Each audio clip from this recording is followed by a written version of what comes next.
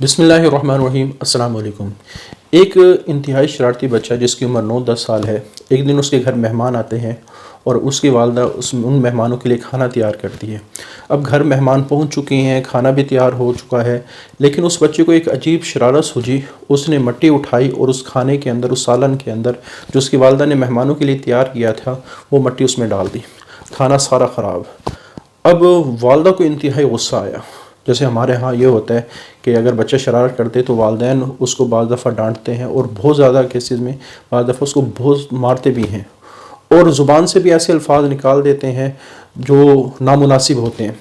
لیکن یہ ایک عظیم والدہ ہے، اس نے جب بچے کی شرارت کو دیکھا، غصہ تو اس کو بہت زیادہ آیا، لیکن اس نے بجائے کوئی ایسے الفاظ منہ سے نکالنے کے، اس کو ڈانٹنے کے، مارنے کے، تو اس والدہ نے کہا کہ بچے تو نے کھانا تو سارا خراب کر دیا ہے اور مجھے غصہ بھی بہت زیادہ ہے، لیکن میں تجھے اب بھی ایک دعا دیتی ہوں۔ اور والدہ نے پھر اس بچے کو دعا دی کہ اللہ تعالیٰ تجھے حرم پاک کا امام بنائے۔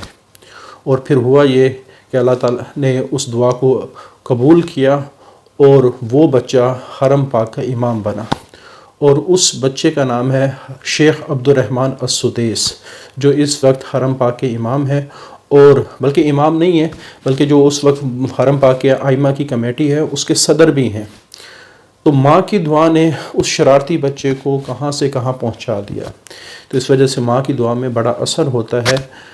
بعض دفعہ انسان کو ایک چھوٹی سی ماں کی، باپ کی، یہ بڑوں کی دعا، یہ انسان کو، وہ کہتے ہیں نا، زمین سے آسمان تک پہنچا دیتی ہے، فرش سے عرش تک پہنچا دیتی ہے اس کے مرتبے کو۔ تو اس وجہ سے کوشش کیا کریں کہ ہم اپنے والدین کو خوش کریں، اور بعض دفعہ خوشی کی وجہ سے والدین ایسی دعا دیتے ہیں جو دنیا آخرت کی ہماری زندگی کو بنا سکتی ہے۔